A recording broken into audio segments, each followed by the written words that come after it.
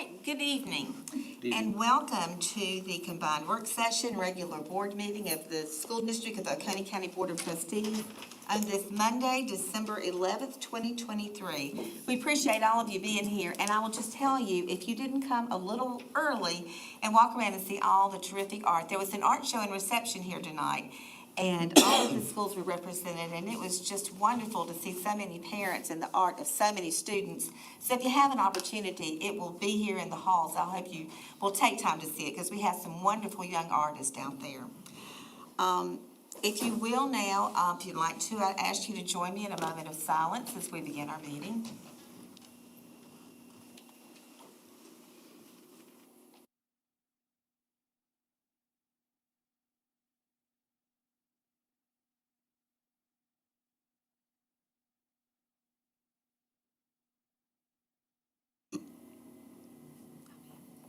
Thank you. At this time, Elijah Poor, who is from Walhalla High School and will be recognized later on in the meeting, is going to come forward and lead us in our Pledge of Allegiance.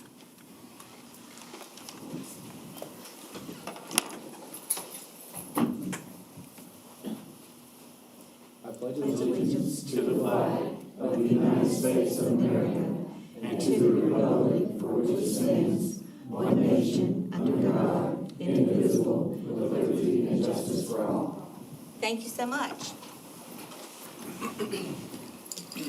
Our next item on the agenda is the approval of minutes, and I'm going to ask you to amend the agenda to delete the Fair Oak Elementary School Continuous Improvement Plan down in section 9. Mr. Harrison cannot be with us tonight, so I need a motion to amend the agenda to delete that item. Madam Chair, I move that we amend the agenda to table Fair Oak Elementary School Continuous Improvement Plan. And second? Second. All right, so we have a motion and a second to amend the agenda. All in favor? Thank you. So we will continue with the agenda then as amended. Now we have a special recognition tonight. Coach Sutherland from Walhalla High School is here to recognize one of the very outstanding cross-country team members.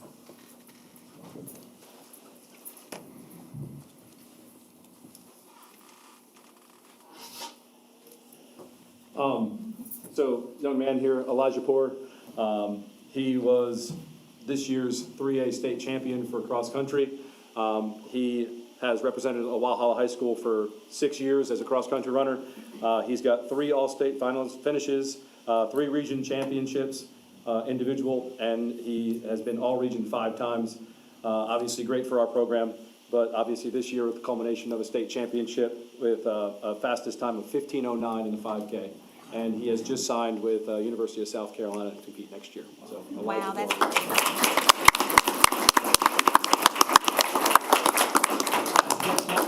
Elijah, could y'all stand here? We're going to get a picture real quick with the board members. They'll step down and we'll put that on the Walhalla High website in a day or two, so you can just stand right down front. They'll be here in just a second. Ms. Dodd will get the picture. Coach, join us. Ms. Crawford, you want to come join us?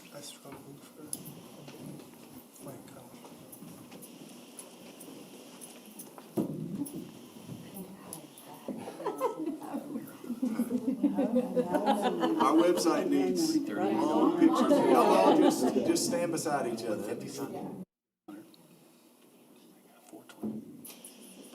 Right, the longer our picture is, the better, actually, because of the way the website's set up. Thank you. All right, great. Congratulations. If we just go back that far.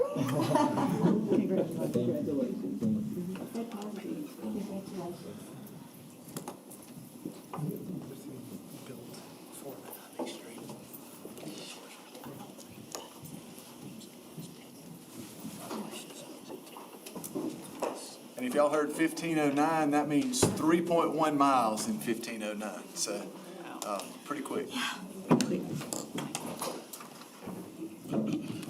great. It's always wonderful to recognize our students. Our school highlight tonight is Farrick Elementary, and since Mr. Harrison's not here, Austin Smith, who is the assistant principal, is going to take over and do the highlights for him.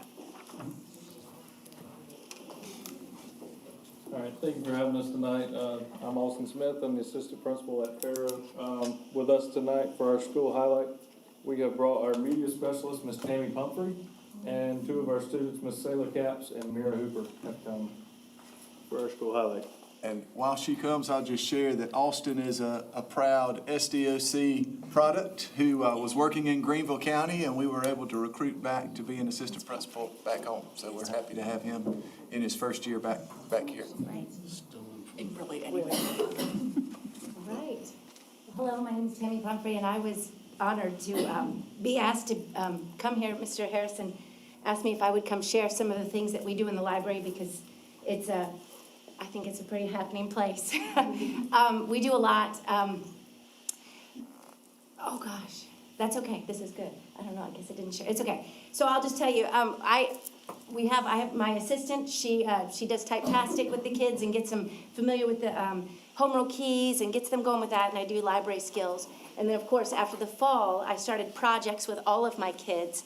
And for example, first grade, we start with first grade. Of course, you know, pushing the home row keys, and I do a whole shark research project with them. And I'm telling you, if you want something rewarding to do, it is teaching first graders to do Google slideshows, because everything I do is magical. And so I set up even a shark tank they get to swim through, not real, and they get to pick out species, and I go through the whole ins and outs of all the Google slides, and I teach them, and it is absolutely amazing. Second grade, we do another project. I typically change projects for second and third each year, just to kind of keep them guessing. And we're doing a project about wild weather, and they're going to basically be a little bit more independent. And they, they take all the skills they learned in first grade and they apply them into this project. And I let them go a little bit more independent and enhancing teaching a little bit more. Third grade, we're doing our solar system project. And we just started really, because I took a little break, and I'll tell you about that in a minute. But we just started our project, and they get even more independent. And I also start to talk about citing sources. And the project we're doing is a solar system. And Selah is, come up here, Selah. Selah's group is doing what planet? Venus. Venus, yep. And they've learned a couple different things, like how far away from the sun is it? Second planet, yeah. So we've just started that, and they get to do all kinds of research on planets and make a Google slideshow that they're going to end up sharing with all of their grade. And then fourth grade, they get even more independence, and they get to pick a U.S. state, and we're going to create all of our information in Book Creator, and they'll present that, and we start to dabble with website validity, and we get to, of course, citing sources. And then fifth grade is kind of my big project. This is Mira. I let them pick whatever they want to research. And then, and of course, we hit heavy finding reliable resources and citing sources. But they get to research whatever they want. And then once we have all of our findings, they organize it. Once they have all their findings, they are going to be able to create a game. And Mira has chosen, I think it's kind of neat that Mira chose this, because I also do Spotlight Authors. And Mira chose one of my Spotlight Authors, Alan Gratz, and she chose one of his books. What book are you doing? Prisoner B3087. Which is all about? World War II and Jack Gruner surviving all the concentration camps. Wow. Okay, and so your project is basically kind of trivia, right? Yeah. We would go around the board, and every morning we would do morning bed check, because it was very dangerous in the morning when they would come and find you. So if you, it would be trivia. So your partner would read the card to you and give you a question about the card. And if you got it wrong, you would have to reset to the start of the game. But if you got it right, you would go on to the next board on the game. Uh-huh. And then she also incorporated some of the stuff about the Holocaust and facts about that, which is kind of cool, because fifth grade actually discusses World War II, so she chose that on her own. But I feel kind of cool because it was one of my spotlight authors that she chose, and she actually read just about every one of his books, which was pretty cool. So that's the culmination. I buy each fifth grade a game pack, and they get to create all of their stuff. They put all of their information in a game, and then toward the end of the year, we all play them and learn the information by playing these games. And then they get to take them home, of course, as a memory of elementary school. And then I did take a little bit of a break since the holidays were around, and I decided to read a book called The Gingerbread Plan.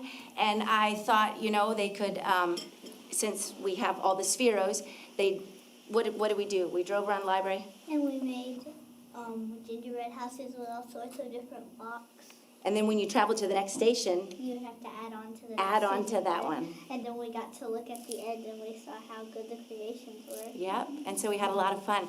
And I like to bring in the robots. I'll bring all the robots back, including our Ozobots. I'll bring those back, and I connect them with all of their projects. So sharks, first graders will pretend they're little sharks, and and third grade, they'll travel through the universe with them. So it's kind of fun. So I do incorporate the robots when I can as well. So That's true. that's it. Thank y'all so much. I'm dating myself, but when I went to the library, when I was in school, we could not talk, and we only read books. So this is great, and we just appreciate all the creativity that you're using in the library. Yeah, thank y'all for being with us. All right, it's time for public comment. I think we have six signed up to speak. There is only 30 minutes, and each person is limited to 5 minutes. So just want to remind you to stay within your time so that we can hear everyone who has signed up to speak tonight. So we can call the first one. Lee Sheehan.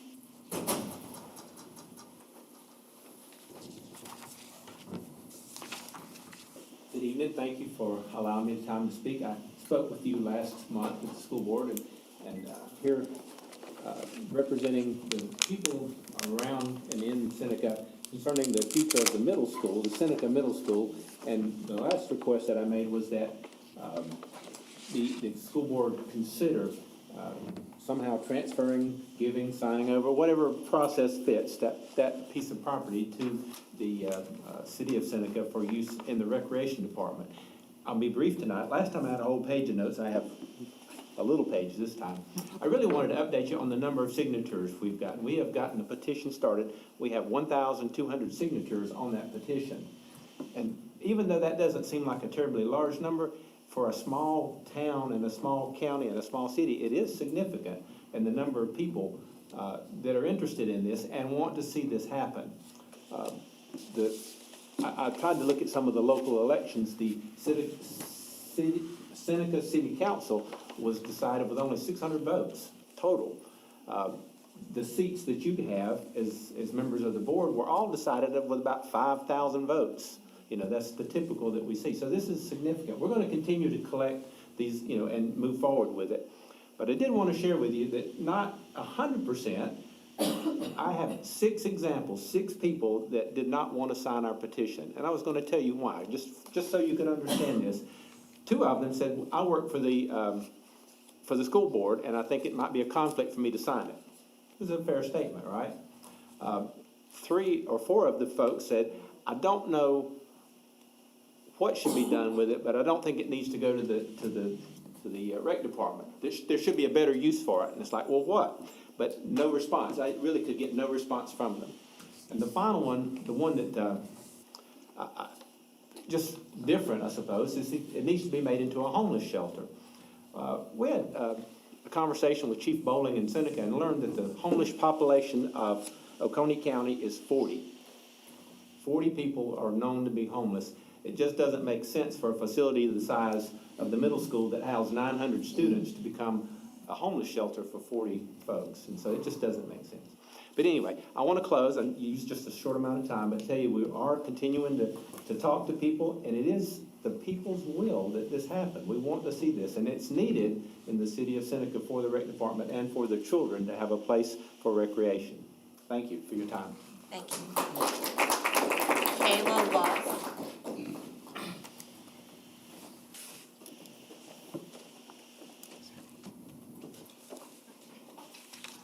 Good evening, ladies and gentlemen of the board. My name is Kayla Lusk, and I want to begin by apologizing for not making great eye contact during my time. However, this is a very emotional subject for me, so I'm going to try to just stick to reading from the paper to try to maintain my composure. I am a 38-year native of the Tomasi-Salem community. I attended Tomasi-Salem Elementary from kindergarten to 5th grade, and then completed middle and high school at Tomasi-Salem Middle and High. I am the product of a tight-knit, small school community. Growing up, my family income was very low. I had very hardworking, very selfless parents. However, saving money for college was out of the question. Through hard work and lots of financial assistance, I was able to attend a 4-year college debt-free.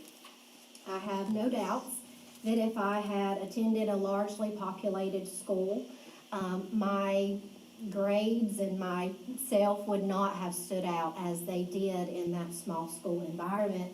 Therefore, my future would have been very different. I completed my student teaching at Tomasi-Salem Elementary under an incredibly knowledgeable first grade mentor. Upon graduating Anderson University, I was hired as a first grade teacher at TSC, and I have had the honor of living and teaching in my community for the past 17 years. The relationships that I have been able to establish in my community and school are priceless, and they are essential to the success of my students.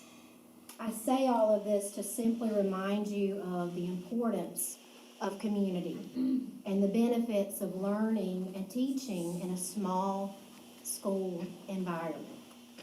A few years ago, the district adopted the Ulvaeus program. This is an anti-bullying program. It's an approach that includes school-wide, classroom, individual, and community components.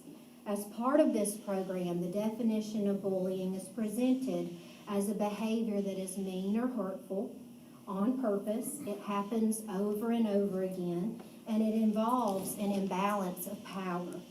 When reflecting on this definition, I am reminded of a very similar situation that our community found itself in just a few short years ago when the district made the decision to close our middle and high school. The effect that this had on our community was devastating.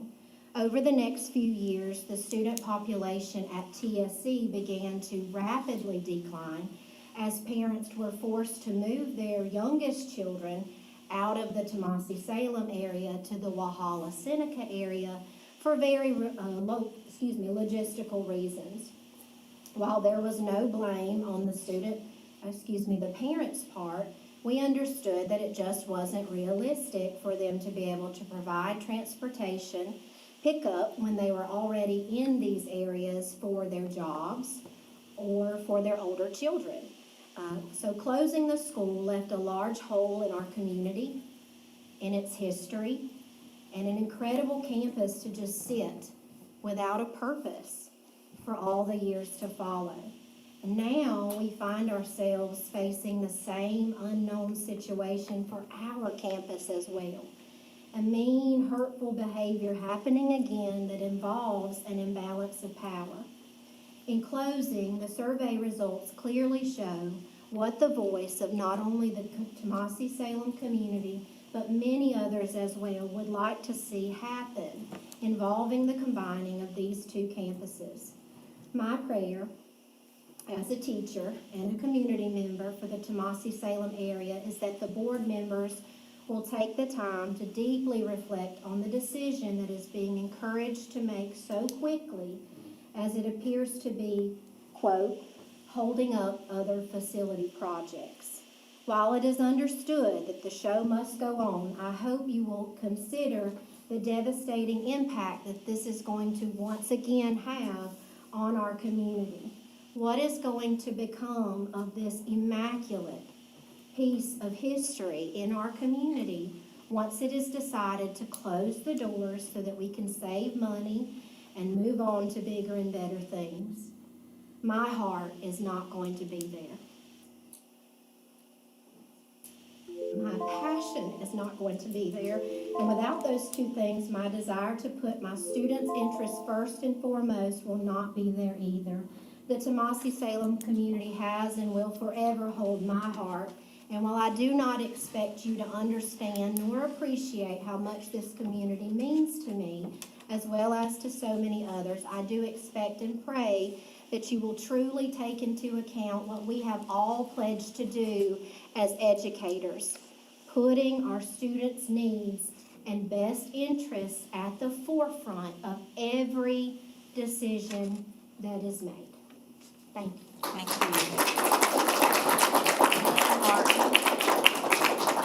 Lynn Martin.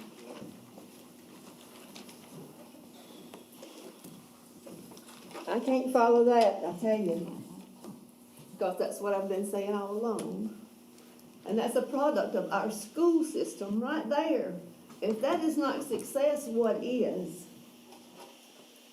I'm speaking to the board, because I feel like this side of the room has a closed heart. But I know your heart is open, and I've been praying hard and fasting hard for it. It's the duty of the board to carry out the will of the community in matters of public education, within boundaries set by law and regulations of the state of South Carolina.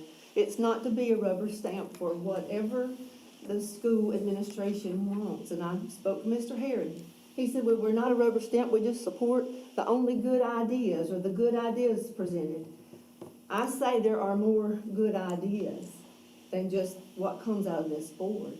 There are good ideas that can come from teachers, from our community, from you. We have got to work at closing that gap and closing that door to a one-sided conversation. It's the duty of the board to set the budget and stop this ever-increasing budget that continues to go up in the name of saving money. We continue to have a lot of assistant superintendents and assistant vice this, when other schools in like settings do not have these same numbers.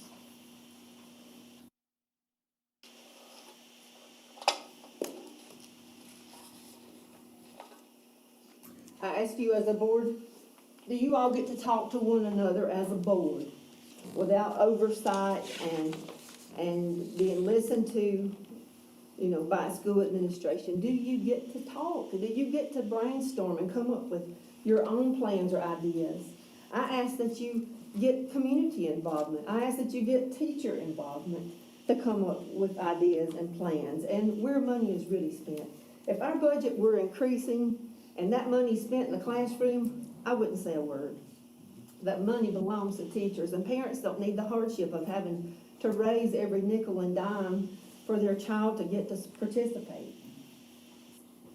I hope that y'all get together as a board and discuss issues and talk to one another and not just accept what is fed to you, because that would be the function of a real board. If you can come together with your own ideas to present back to the board, not just to rubber stamp what's going on.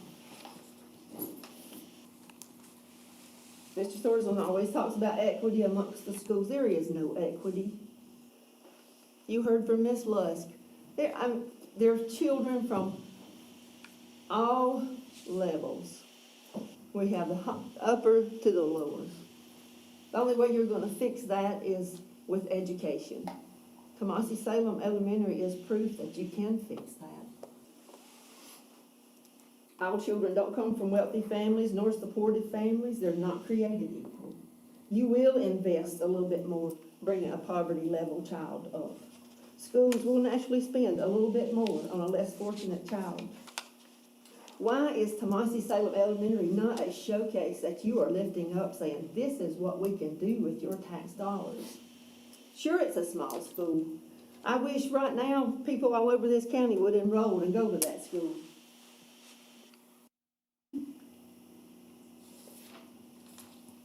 I ask you, board, our elected board members, to serve the people in your communities who elected you and put our trust in you. I ask you to listen with open hearts and true common sense. We can create numbers all day long that can support anything we want to support. But those numbers at Tomasi Salem Elementary prove that those teachers care about those children and they are bringing them up to a level of success. Their readiness scores compare with the best. I ask you to walk in the shoes of a child who does not have the resources to sleep an extra hour, like a lot of children get to sleep. I mean, they get to sleep till 7. I don't know what time these children are having to get up to catch a bus at 6:15. Some children can be driven to their own school, or they can be driven to a choice school. At the same time, when you're driven to a choice school, you're reducing the numbers that would be in that district line. District lines need to be looked at and redrawn. We have children from Falcons Lair go into Walhalla when it's quicker to go to Tomasi Salem Elementary. How is creating equality for all children in our tax dollars? You would not be putting your child on the bus at 6:15. Most of us wouldn't put our child on the bus at 6:15 in the morning. If it's really about saving money, start with saving the land and the assets that we already have. Adding on and repairing, maintaining the buildings properly, decreasing administrative costs, stop this increased budget, redrawing our district lines. And if it's about education, save Tomasi Salem Elementary, a successful school that should be your showcase and that you should be proud of. Thank you. Thank you. Eddie Martin.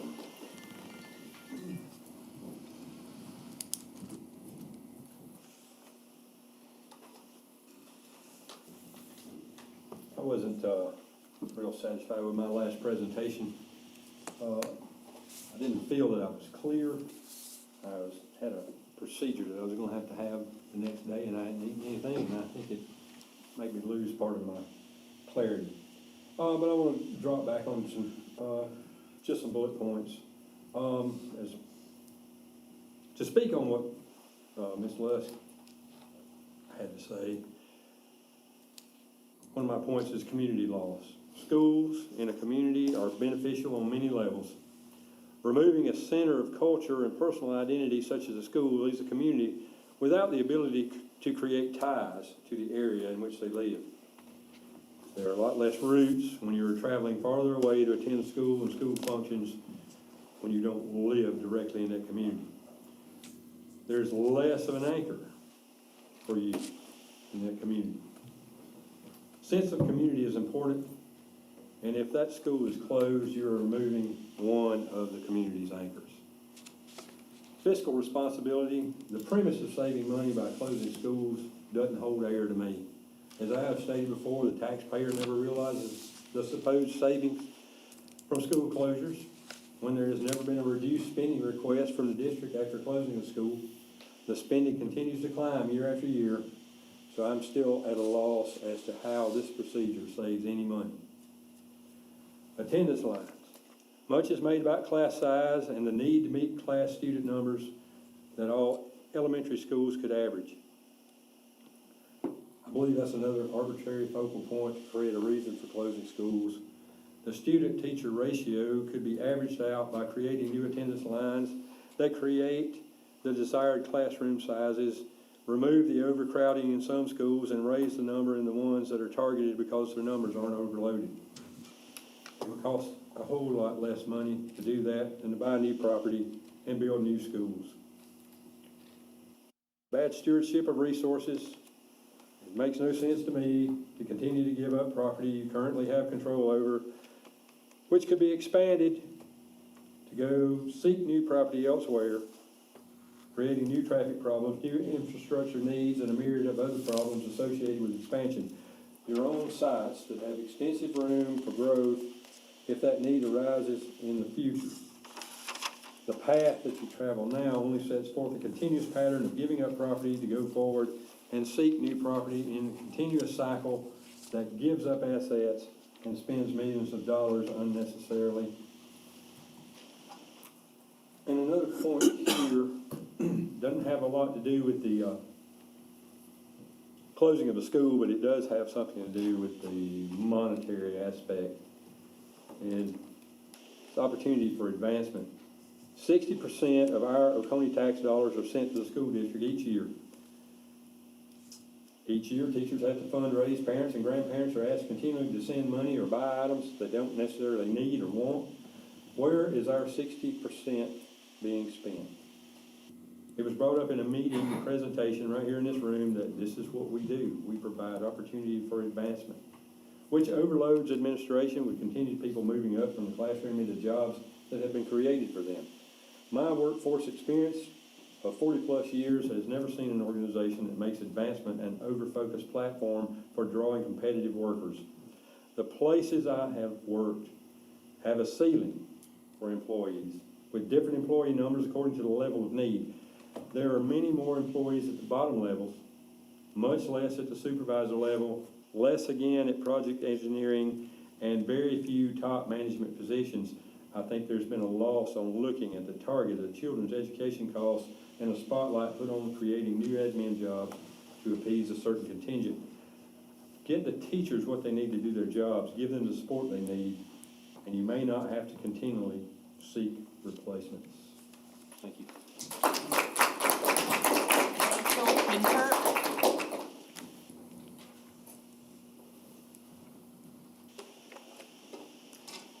Good evening. My name is Rachel Pinker. I previously spoke as a concerned parent of a child attending Tomasi-Salem Elementary, advocating for the school to remain open and as is. But tonight I come before you to speak wearing a little different of a hat. Earlier this year, I began substituting for the school district of Oconee County.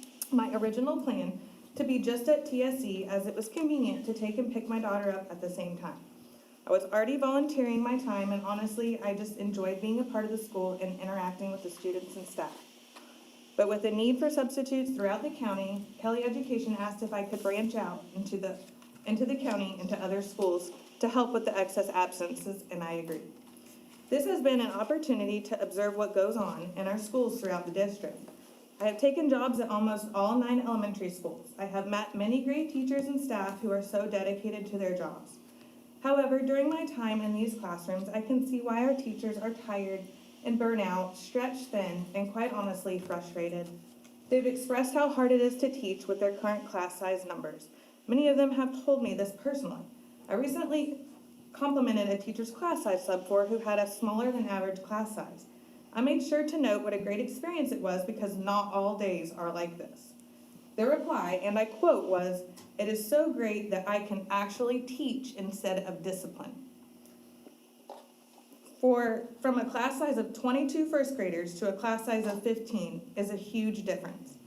And by difference, I mean the teacher of smaller size expects me to follow their detailed daily lesson plans, which included an ELA center time, one center being 3 students at my table getting instructed reading time in. I just want to be clear, I have never been able to do that with a class of 20 plus in any other grade level.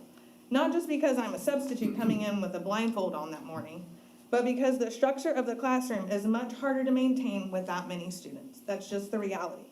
Let me also say there are many other issues that impact instructional time I've noticed, such as the frequent interruptions throughout the day of students being pulled to go here or there, children who have language barriers and need special assistance but have been placed in mainstream classrooms, and those with special needs but are awaiting the process on how to address their needs.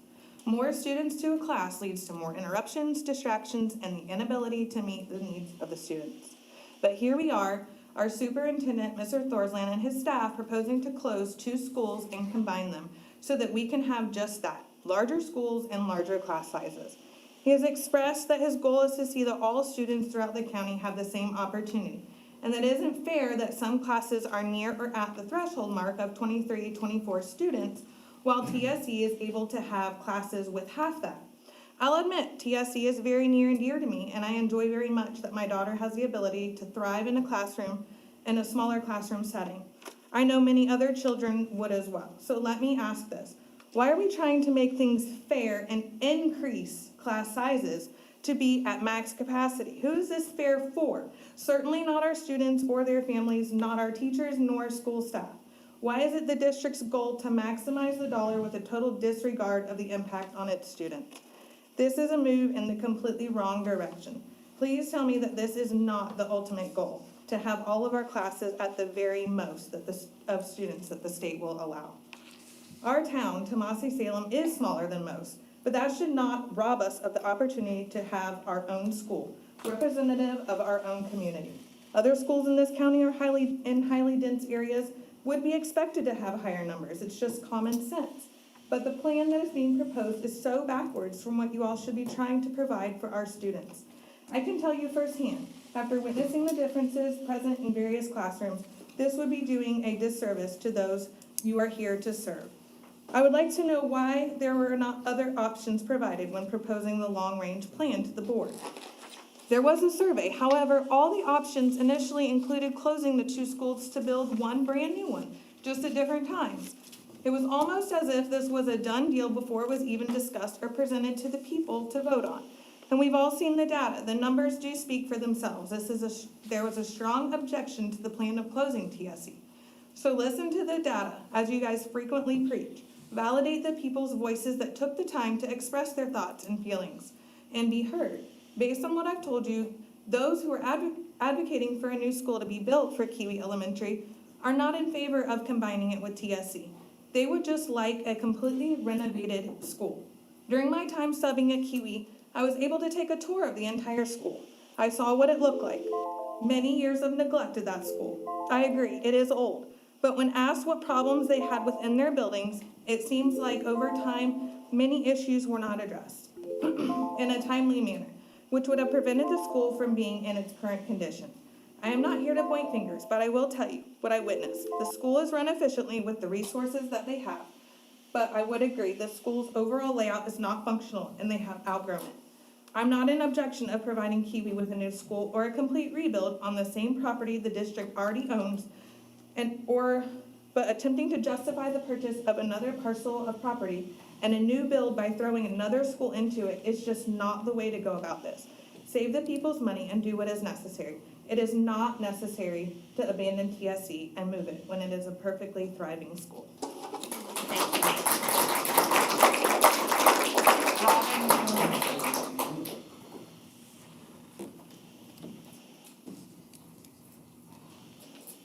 We'll be quick. So I wanted you to meet Matthew. He's a 5th grader at Tomasi-Salem Elementary, and why this school is so dear to us. You can see that it's important for the community, for Salem and the surrounding communities, but we don't actually live in Salem. We live in Seneca. We do school choice to go to Tomasi-Salem. And it's a choice we made a few years ago, and it's the best one we've made in Matthew's education. He is thriving at Tomasi-Salem. He's a kid who has struggled with fine motor skills all of his life, but yet he has artwork in your hallway. We were here for the reception tonight, which was wonderful. And so I am very proud of Matthew, and I'm very thankful for TSC. Matthew also has been in speech therapy for most of his life, since he was 3, and yet he's doing chorus at Tomasi-Salem. He'll be singing this Thursday night if you guys want to come to the Tomasi-Salem family Christmas. They're doing amazing things at this school. They're reaching all of these kids.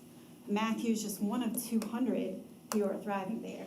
And he really is. And we're going to be sad to leave this year. He's a 5th grader. And we'll be moving on. But I feel it's important to advocate for all of this coming behind us. Because there's a whole community to be served. And TSC really is a shining star in Oconee County. And I think it'd be a disservice for the whole county if it were to close. It's a really wonderful school. So I just wanted to share that. Thank you.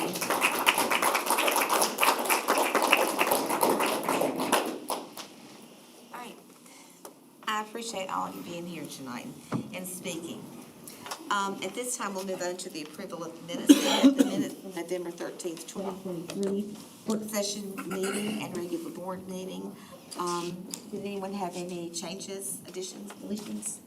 All right, then the minutes from the November 13th, 2023 work session and regular board meeting will be approved with no objection. And now, we have our first discussion item, which is our audit presentation. Don Estep has worked with us for a number of years and is here tonight to present the findings of his audit. Mr. Estep? Got my assistant Brian here since he does most of the work on the audit. Once again, we're happy to come and present the audit, the results of our audit for this year.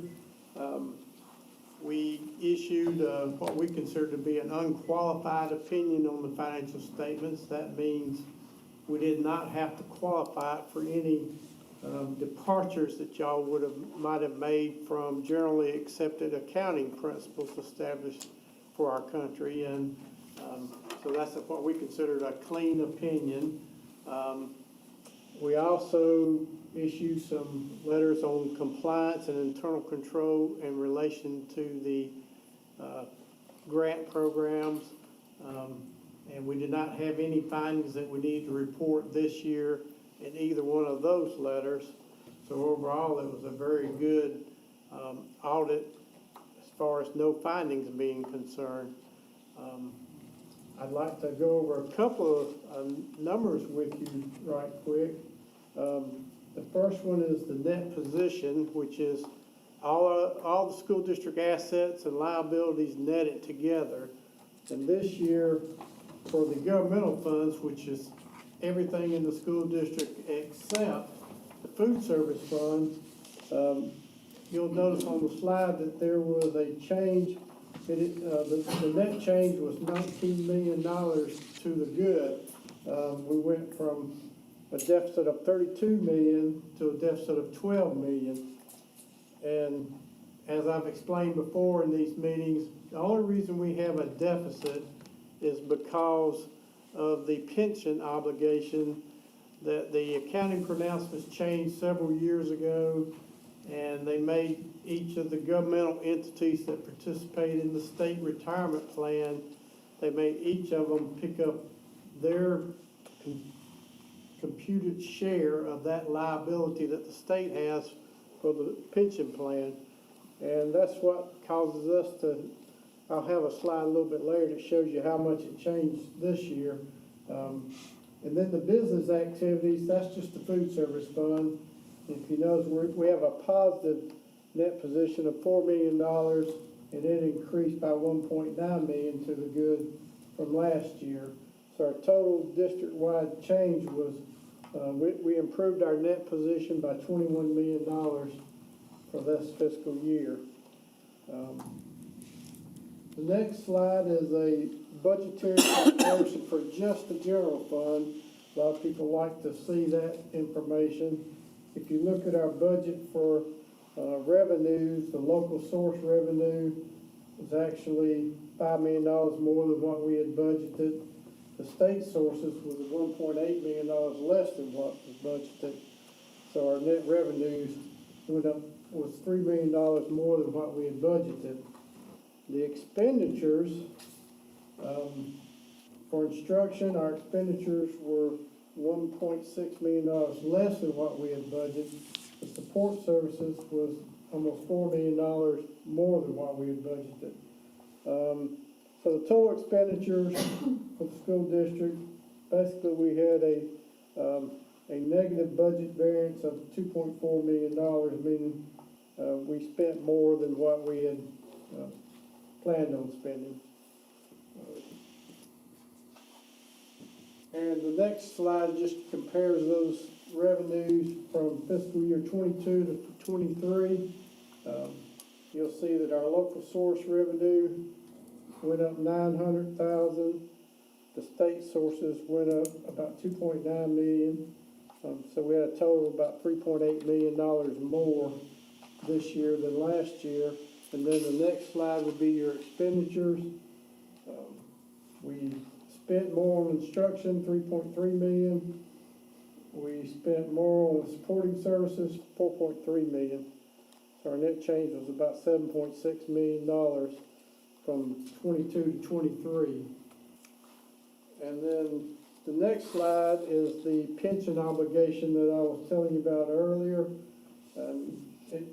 The bold number shows you the net effect that it had on the governmental funds.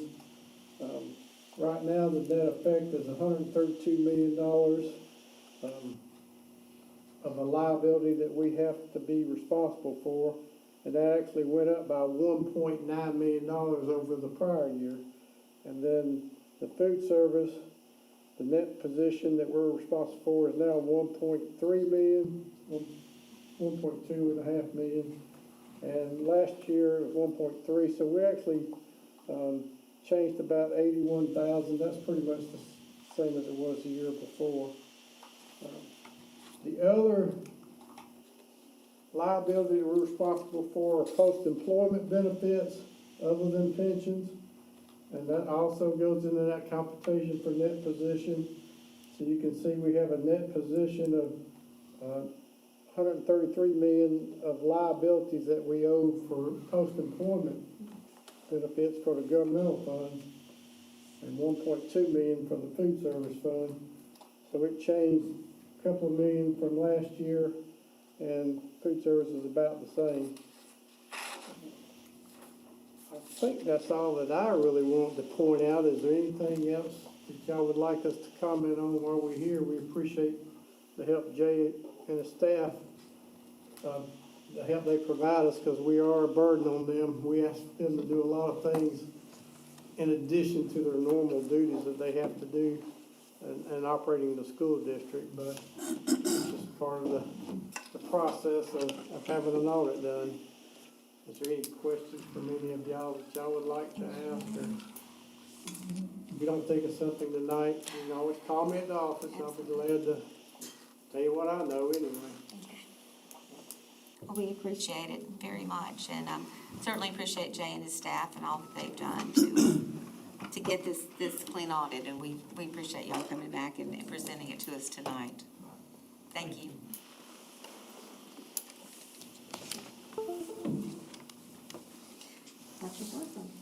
Thank you. Just a couple of updates from me, and then I'm going to pass the baton over to Mr. Smith as well. But I want to let you know that the swim program is complete for the year. This is the third year. About 800 students went to the YMCA and took the swim safety course. That will be all 10 of our elementary school third graders from those 10 elementary schools, as well as special ed students from all of our middle schools this year. We actually shortened the program as far as the duration across the year. We finished it in the first semester. We did that by cutting the number of days that each student goes, but they stay for a longer time now when they're there. So they got more time in the pool with fewer trips in the bus. So it made us a little bit more efficient, helped the YMCA as well because it shortened the time frame. Just want to thank the volunteers publicly. We did have a lunch, and Miss Dodd bought a gift for them.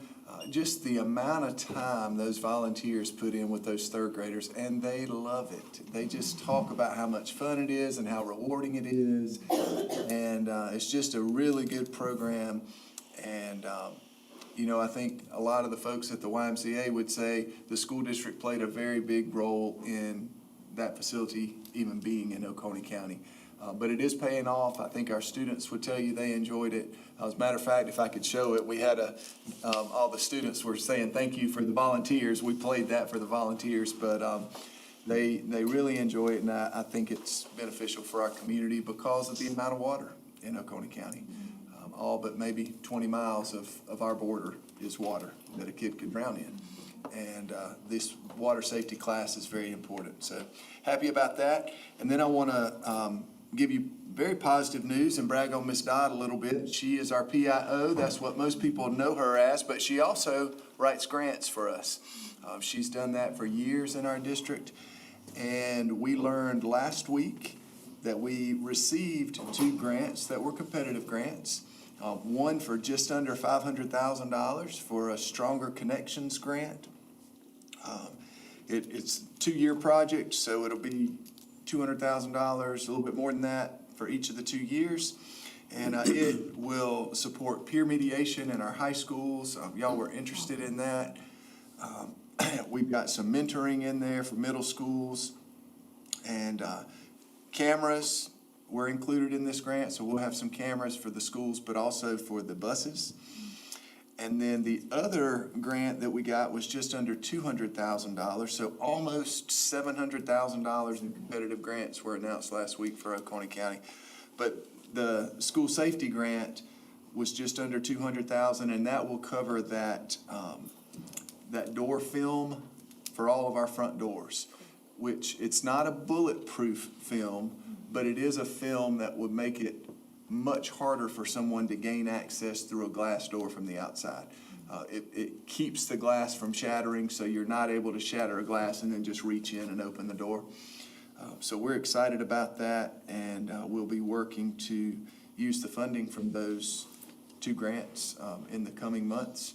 But that was exciting news for us. And again, Ms. Dodd, you may not know or remember that Ms. Dodd is actually, her training was in engineering. So she's pretty concrete sequential, and she can read those grant guidelines and make sure we have all of our ducks in a row when we submit those, and she does a great job there. So we thank her for that and excited about receiving those grants. And then Mr. Smith's going to tell you about the PLC Institute, because when you get to the financial statement, you may notice a kind of a big check, and we're going to go ahead and explain some of that with the trip he took. Sure. Well, good evening. We want to take just a few minutes and bring you an update on some of the support that we've been able to provide for our teachers, and particularly with the focus on some of the curriculum changes that are coming in language arts and math. As you know, Title II is a provision that allocates federal dollars specifically and exclusively for teacher professional development. And a couple of months ago, based on the availability of some remaining funds in our 2023 budget, we developed a plan that would allow our teachers to participate in this Professional Learning Communities Institute.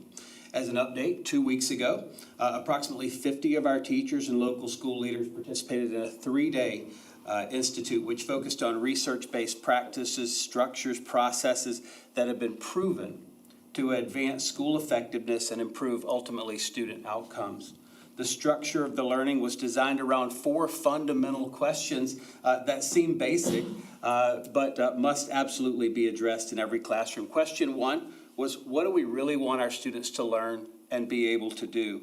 This important question is extremely timely, as it's providing us with a frame to effectively understand the new state standards in English language arts and in mathematics in the following year. It includes a process for essentializing and sequencing standards to translate them into tangible learning objectives for our children and to begin to build these student learning experiences in a strategic and meaningful way. The second question is, how will we know when students have mastered these key objectives?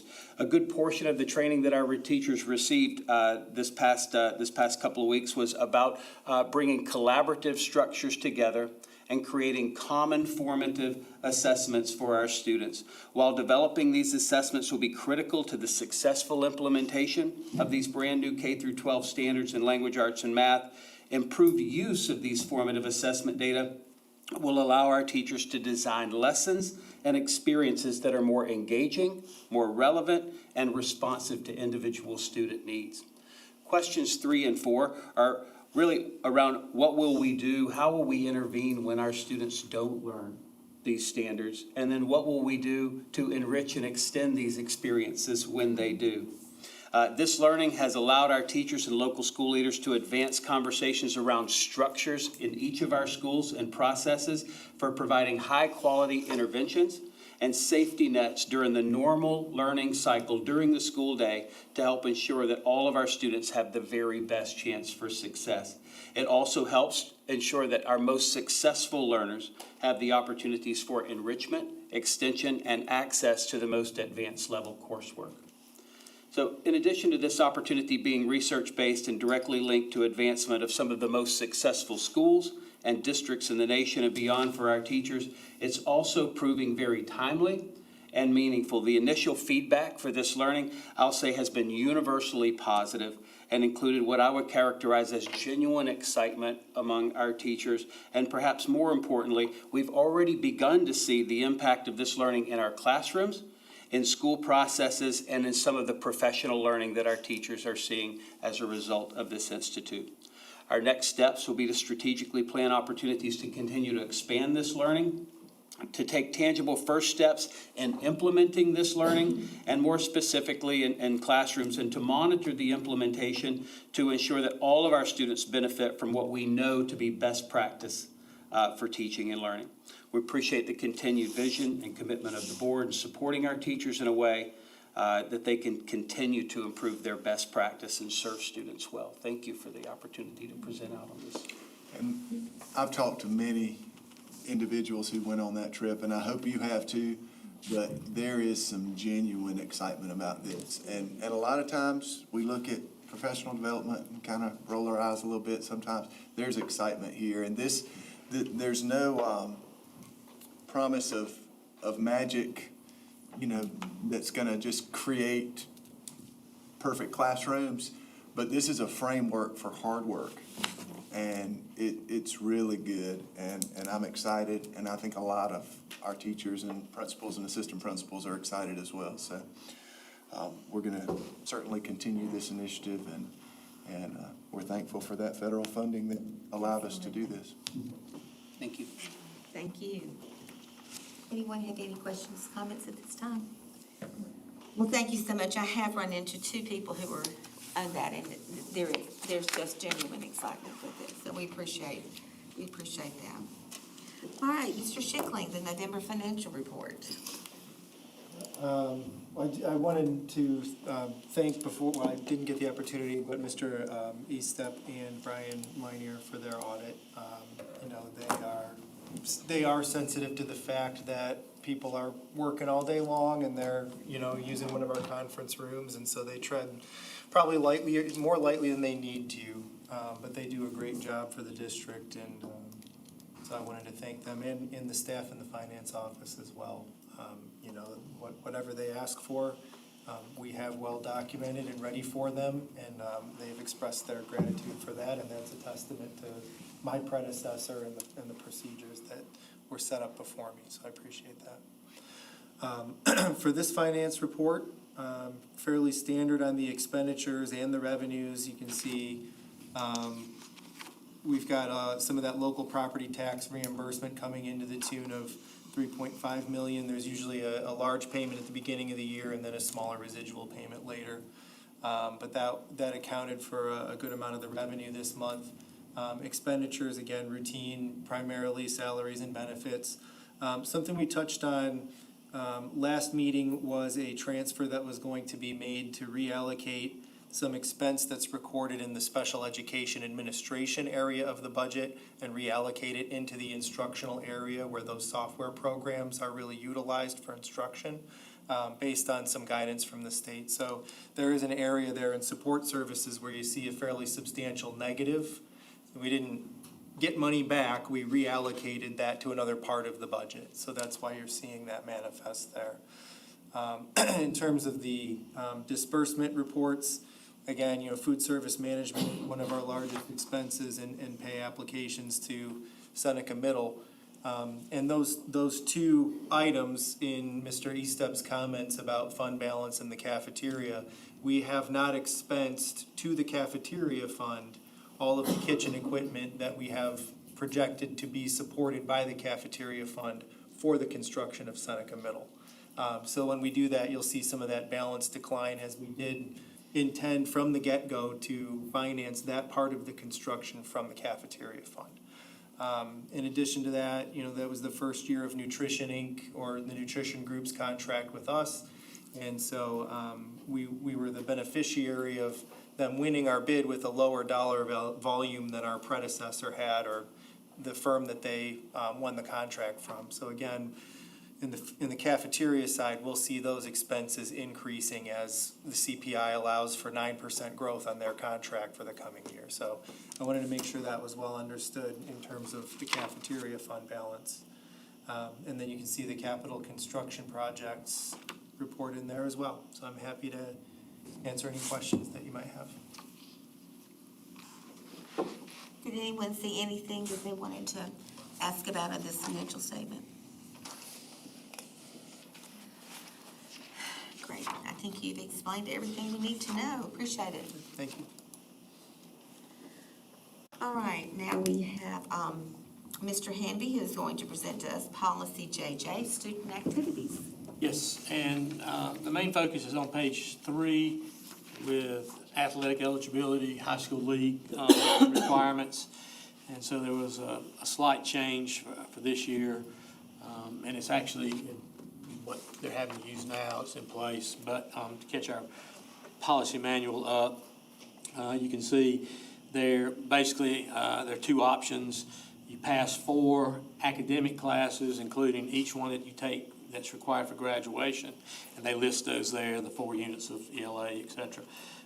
So we do a semester block for the most part. We have a few AB classes still left in that. For the most part, it's a semester block, and you can typically take 4 classes in the semester. And so you would need to pass those 4, and that would make sure that anything that's required for graduation has to be passed. If you were taking a band class, it was an AB class, and you were doing it through the whole year, and you didn't pass that one, technically, if you passed enough of the others, you could still be eligible, as long as you had your fine arts covered. Or you can pass 5 total credits in that time, which is a little more difficult for us, the way we do it. So that's just the biggest change out of it for athletics and eligibility there. Our people are already doing it, so I don't think there's any problem with it, just getting it caught up to date. All right, well, we'll have an opportunity to look at this one Right. before we have to vote on it, so. Correct. Anybody have any questions tonight? Okay. All right, let's move on to discussion possible action items. Mr. Handy. Mr. Handy, Yes. with us?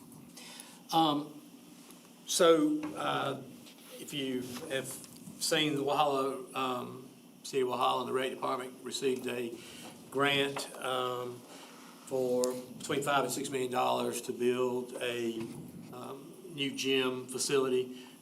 It'll be 2 basketball courts, it'll be multiple volleyball, it'll have storage, it'll have offices and that. But in the meantime, they still have their office down in the basement of the city gym, and they've had a lot of issues there with the HVAC and those kind of things. So they approached us about potentially just using the old office area and the old guidance area at the former Walhalla Middle / Oconee Academy, using that while they purchase land, which they put in a bid already on land, and they hope to find that out by the end of this month and then begin the building process. She said roughly 1.5 to 2 years was their goal, because the grant has to be done within 3. But they asked about using that facility in the meantime. We do not have an issue with it because it's there. I also talked to them about, the Y use part of it last year. They would be more than happy to work with the Y and allow them to continue to use it in the summer. We already have Senior Solutions using multiple rooms there, and we have our Walhalla bus office there. So, we would ask for your blessings on allowing us to do a memorandum of understanding with them. What we talked about was whatever the difference in utilities, costs, and those kind of things, they would be willing to make up and pay the difference if our utility rates go up, and our cost goes up from operating the building. I don't think it's gonna go up a whole lot, quite honestly, but they're willing to pay that and help any way they need to as far as financially goes with that. They just need a place to come for about 1.5 to 2 years, and I hope that you all will allow me to work that out with them and bring that contract to you all when they approve it and we get all the details worked out. Okay. Anybody have any questions on that? We are not giving them that building, contrary to what somebody asked us about last week. It is a temporary fix for them. They already use the gym during basketball season. We've allowed that for the last 6-7 years. And so this will just give them a little bit of space upstairs for offices and some storage space. And that building sits on property that the long-range building plan has a new Walhalla Middle School. It would probably need to be built somewhere close to where this building is. So we would not be looking to donate property or a building. We'll probably have to eventually tear that building down to build a new middle school if the building plan is approved. So you will just bring us a contract at a later date, or do we need to? I would ask that you, allow me to just negotiate, do the signing with them. Dr. Thorson or myself to sign with them. It's not gonna cost the district Yeah, anything. It's that's just fine. allowing the space. Does anyone have any discussion or any objections to them using this property? It sounds like it's, a good use of it. All right, then if we could, I'd like to have a motion to approve a temporary memorandum of understanding for the old Westminster Walhalla Middle School building, to be used by the city of Walhalla.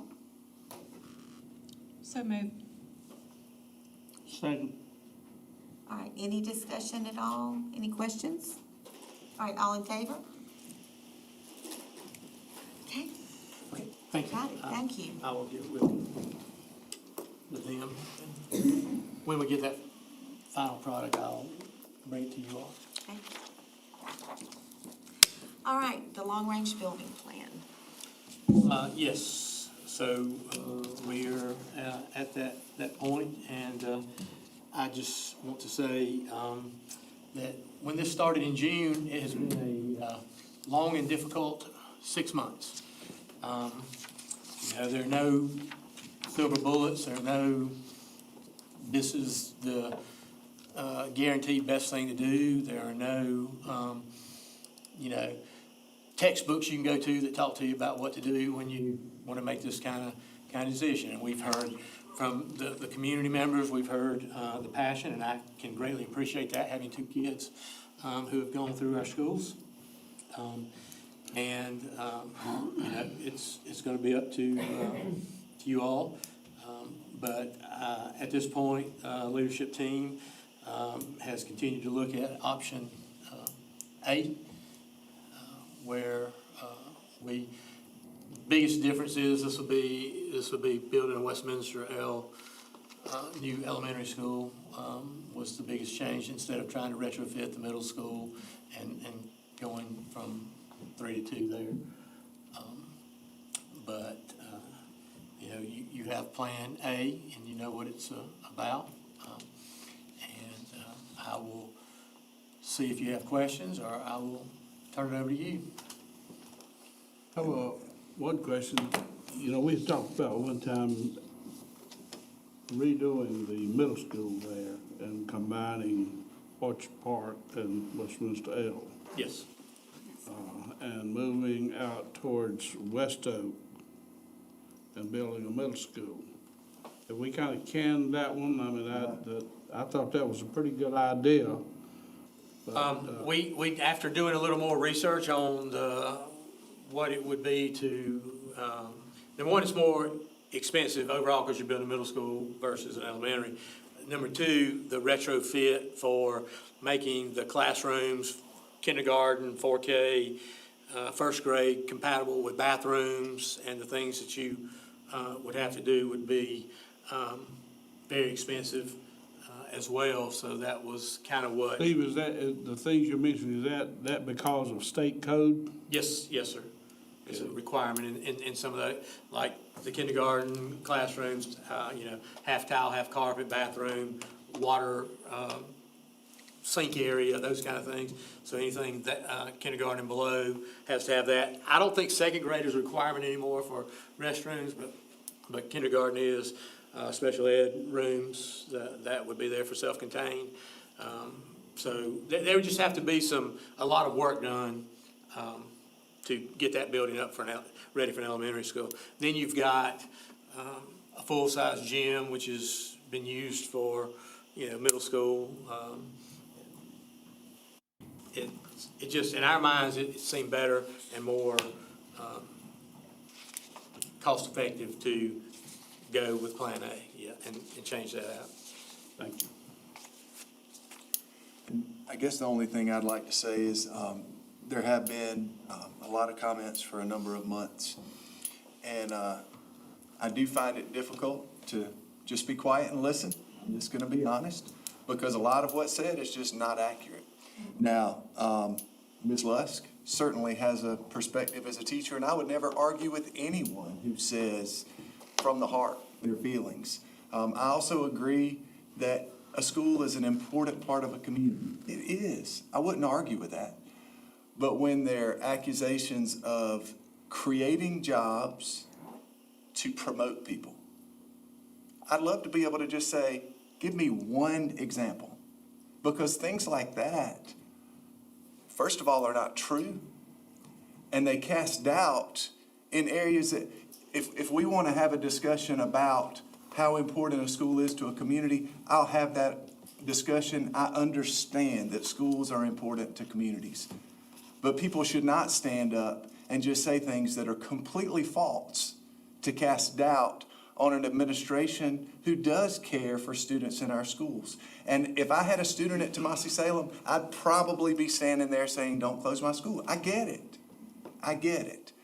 And I'm not trying to favor one part of the county over another, but I'm sure there are a lot of people that live in Fairplay that loved it when Fairplay Elementary was open. It's not anymore. And we have looked at,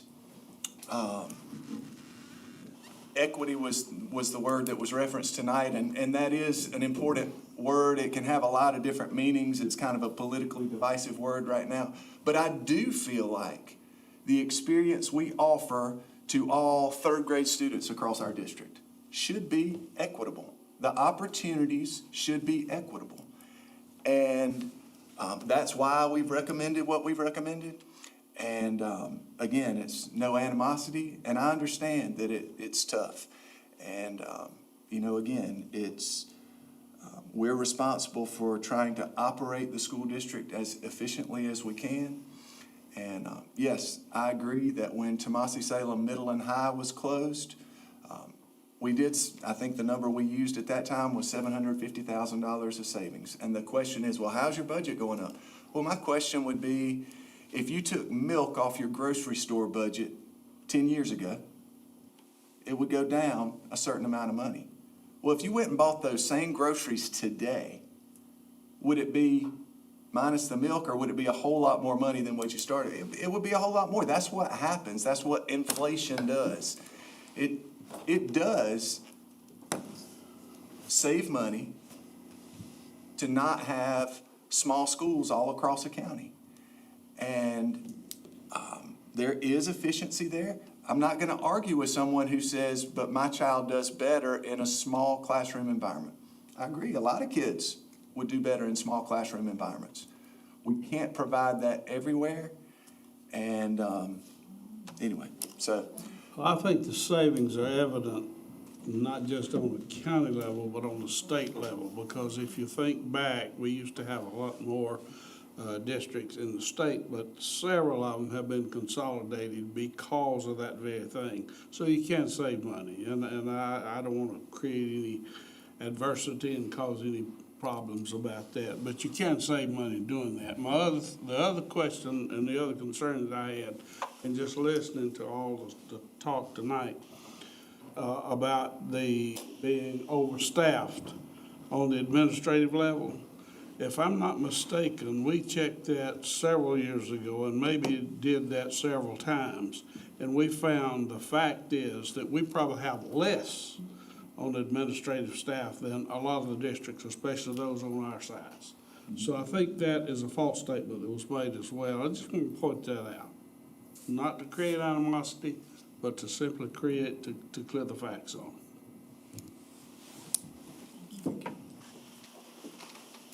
All right, at this time, we have an opportunity to vote on the long-range plan. The plan that is being submitted to us is in 5 phases. It goes from 2024 to 2036, and it is our long-range building plan, and the administration has asked us to support Plan A. Do I have a motion to support the SDOC Long-Range Building Plan A? Madam Chair, I make a motion that we accept the long-range plan Building A as presented by the administration. Do I have a second? Second. All right, we have a motion and a second for Plan A, and that motion is on the floor and is open for discussion. If anyone has any further discussion on it. Madam Chairman, I would like to propose that we amend the motion to accept long-range building plan A and to amend Phase 3 to read to construct a new elementary school to replace the current Kiowee Elementary School only. Do I have a second to the amendment? I second the amendment. All right, so currently we have a motion and we have an amendment to that motion, and I will repeat that amendment. The amendment is to amend Phase 3, which is 2027, 2029, to read to construct a new elementary school to replace the current Kiowee Elementary School. I have a motion and a second. Does anyone have any further discussion on that amendment? All right, if not, then I need a vote on the amendment. Again, the amendment is to amend Phase 3 to read to construct a new elementary school to replace the current Kiowee Elementary School. All in favor? All right, so the amendment passes. So we are back to the original motion to approve long-range building plan A with an amendment on Phase 3. We have a motion and a second. Is there any further discussion on any more of that? All right, all in favor? All right. So we have passed long-range building plan.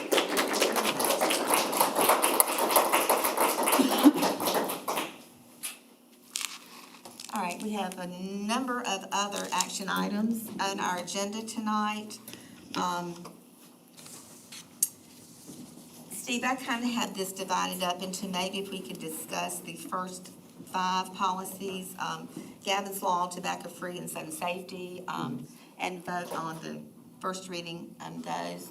And each of you, and we got it last time and we have it still, we have really the main crux of what those policy changes are. But do we need to discuss any of them? That, you tell me, now, are we gonna skip nurses' comp, are we going to? Oh, I'm sorry, I totally looked over nurses' Okay, comp. well, and the bill. Yeah, let's do that first. Okay. No, okay. So I guess that would be Jim. Yeah. At our last meeting, you were presented with some analysis that demonstrated the differential between the average salary for nurses for the other districts in this region, what we would refer to as AOP versus School District of Oconee County. Part of our approach to that in the past had been to offer a stipend on the quantity of Medicaid claims that were successful for services rendered. Again, the thought process there was, we're eligible for this reimbursement, we'd like to promote as much claiming as possible. But there are some complications in providing that type of structure. First and foremost being that the licensure of the nurse, whether it's an LPN versus an RN, they're receiving a different level of compensation for the same service and the same claim rendered. And it also provides some limitations when candidates are comparing our pay scale to some of those districts around us. So with the goal of recruitment, retention, job satisfaction, and again, that buzzword of equity between the different nurses rendering those different services, the proposal was to equalize the pay scale, take the nurses off of our current non-exempt pay scale where they're grouped in with other employee types that may not match that specific level of education, credential, or job duty that they do, create our own scale for them and make it competitive with the average of the region. And so we're seeking your approval to enact that with a January 1st date for effectiveness. So you see the proposed bill revision for January 1, 2024, and you know the situation we have trying to get nurses and people. We hired one for our float nurse, we're still short. And one of the main things is take away that stipend that we make every year. And just put that in the salary, so it's no longer, and see, we want to make that. Even with this increase, we still probably don't have, we're trying to get nurses, because they are in demand. And Sure.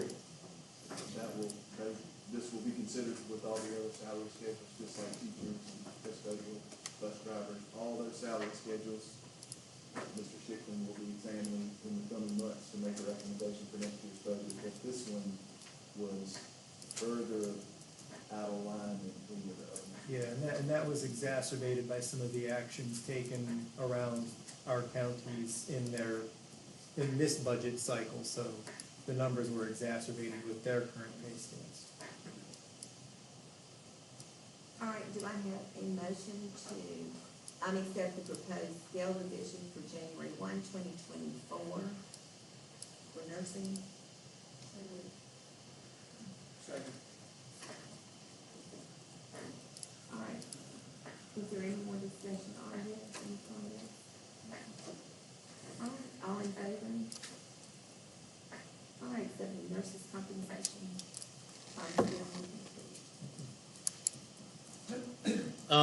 Athletic field light donation, we talked about that, where part of phase one of the building project, we're doing, upgrading all the 18 fields to LED lights. Just can't find the parts and the replacement things we need now, and we need to kind of get those up to speed.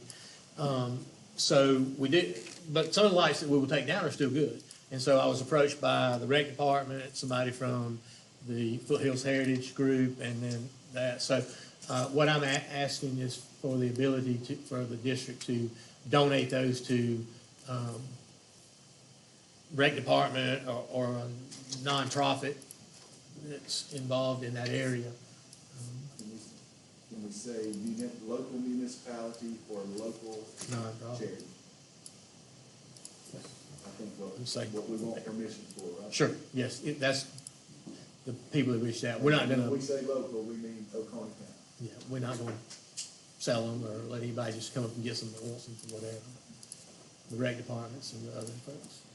Is there gonna be a priority-based system of a score sheet, or I don't know if that's even the right word here, but some sort of level of municipalities, getting this versus a nonprofit getting something? How will they be distributed? Well, number one, I don't think that we're gonna run out of I don't think the requests are gonna take all the lights. I think we're gonna have to dispose of some anyway.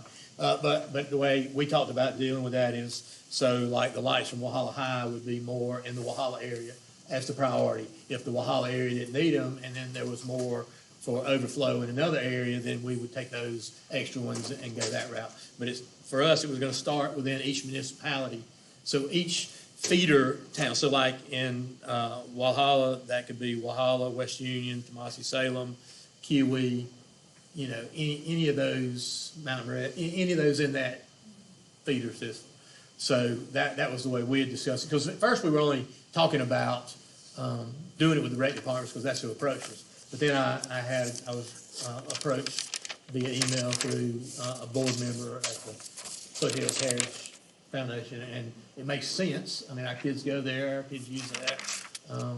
They put on a great program for our kids and for our ag students to have the opportunity. So, but the way we would handle that would be what's in your area is your priority first. If you don't use them all, and there's still good ones, and other people that fit the criteria would like them, then we would go that route. But I don't think that's gonna be an issue, to be honest with you. The intent would be for the organization to actually use these lights, put them up and use them to benefit. Because like Seneca Rec said they need for one field. I mean, that they need one field right now. That was what they were talking about. So if I could have a motion to donate unused athletic field lights to local municipalities and local charities. So, second. Any more clarification on that? All in favor? And that will not happen till the summer. Okay. We can't start making the changes, the adjustments till, actually it's the day after graduation that we start. Fine, then we'll do that. And now, back to. Right. So I will take the first five, and they may be in order on that same order. Gavin's Law, if you want me to discuss it, is just was to combat sexual extortion. asking somebody for pictures and convincing them to send you an inappropriate picture, and then getting that picture and saying, okay, now if you don't send me $250, I'm gonna put it out on there, or send it to your friends, or whatever. And this happened with a high school student in South Carolina, whose dad happens to be a legislator. The kid committed suicide. He acted hastily after, he sent money, and then somebody was posing as a female athlete at another school, and they got his picture, and he just took his own life that same day. So this is why this was put into place. I will tell you that we have people that make poor decisions and will do things. We haven't gotten to that point, but it's not an uncommon thing to have as an issue. Gavin's Law, so there's one for staff and one for students, so those don't go. Tobacco-free schools and staff just basically cleans up the language for electronic smoking device, vape, etc., and mark through some other sections that are covered in different policies so we're not redundant. Tobacco use by students, again, just cleans up the definition for tobacco products and electronic smoking devices. We have a program which our social workers, Alika Queen and Carrie Zimmerman, use. It's called Project Alert for middle schools, and a combination of Project Alert, Bottom Life Skills, and Catch My Breath for high school students. Because part of the punishment you go through is a 10-week course that you have to go to. They teach that after hours to go. We also, with our Jewel settlement, we got some information about that. They have offered some opportunities to share resources with us, and our social workers and Evie and myself are going to be involved in that. There's a webinar actually this week where we're going to look at some opportunities and things we can do to help combat the use of vapes in schools.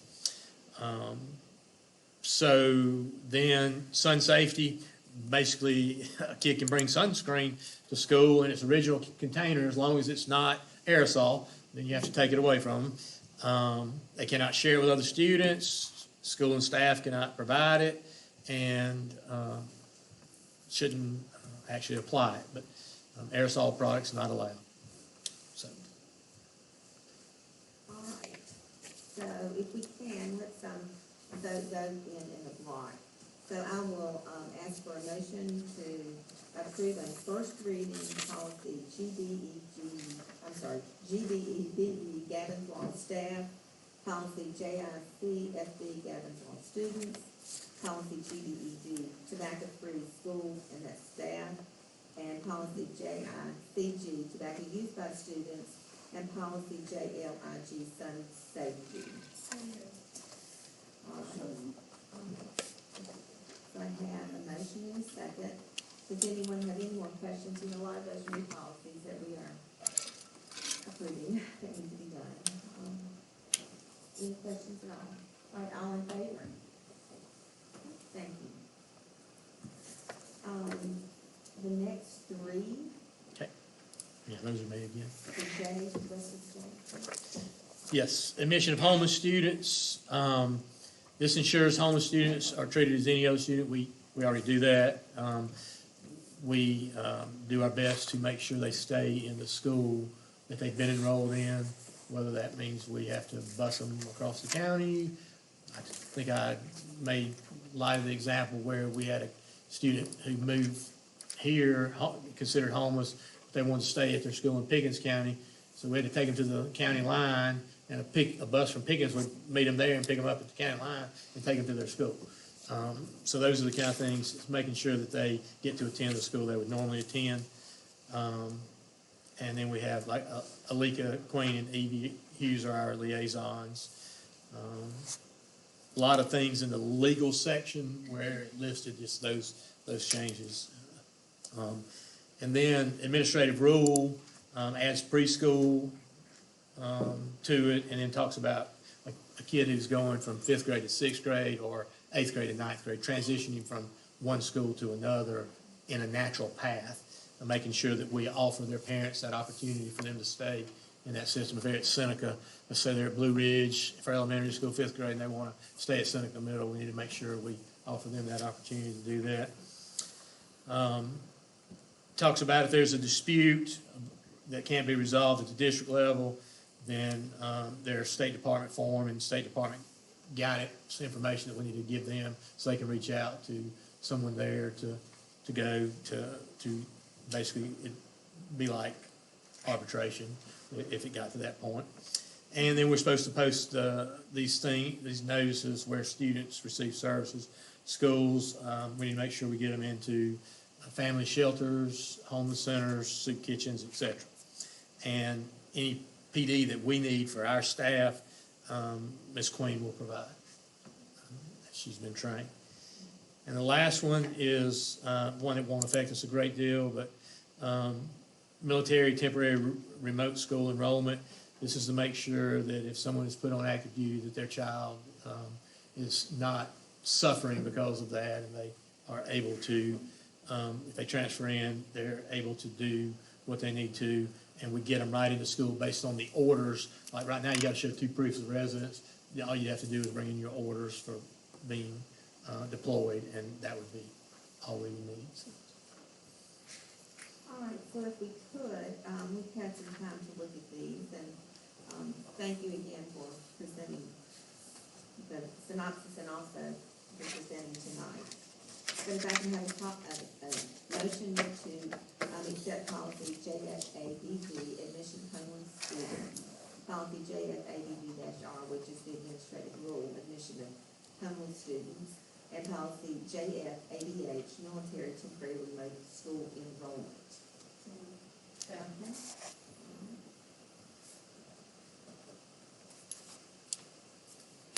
All right, so we have a motion in a second, and as I said, I know I had an opportunity to review these, but anybody have any questions? All right, all in favor? All right, and the last ones are graduation requirements, and the administrative rule. Look at that. Yes, ma'am, as a review, these are ones that we've covered, we've come into alignment with state regulation and new updates, particularly with respect to the addition of personal finance to the graduation requirement. That's so important, that's right. All right, so a motion to approve policy IKF and policy IKF-R, graduation requirements and the administrative rule. Can I have a motion? So moved. Second. Okay. Any more discussion or questions? All in favor? And finally, policy ADA, school district goals and objectives. And Dr. McDonald's been talking to you about that one, and since she's not here, I'll just jump in, but this was updating the vision, and I think y'all were happy with that change, but we asked you last time about adding the commitment statements just to maybe kind of beef this policy up a little bit and just have these 4 commitments as things that we expect all of our employees to buy into and be willing to do their part to provide for our students and their families. So those are included in the policy now. Happy to have that be part of our policy manual so that the school board is standing behind those commitment statements. All right, I need a motion to approve policy ADA, school district goals and objectives. And that, I'm sorry, that is second reading. All right. Any questions, conversation on that one? It's excellent. All in favor?